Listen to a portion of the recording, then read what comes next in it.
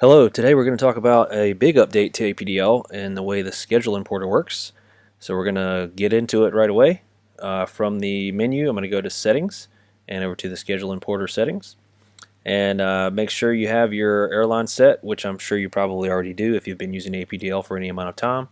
And then we have a row here to enter the URL to log into your crew scheduling website, and then your employee ID, which is going to be used for identifying where you are on those schedules.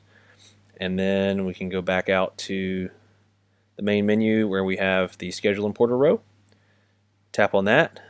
We have the website and your ID pre-populated here in the center section.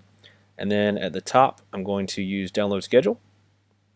And it's going to open up a browser within APDL, access my crew website, and allow me to log in. Once you're logged into your crew website, you want to navigate to your schedule, whether that be your monthly schedule or your individual trip that you're coming up on flying. Depends on which airline you're working for. In my case, with Delta, it's an individual trip basis, so I'm going to navigate to an individual trip, display that trip on the screen, and I don't have to copy and paste or highlight anything. You can if you choose to, but in my case, I'm just going to download the entire page.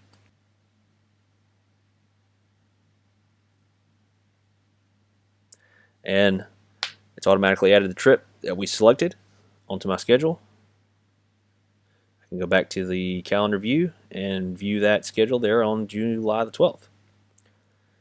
This new update replaces the check schedules function that we had previously for FLICA users due to some login issues that FLICA prevents us from using anymore, and should be more compatible with far more airlines than it was in the past. So we hope you like this update, and thanks for watching.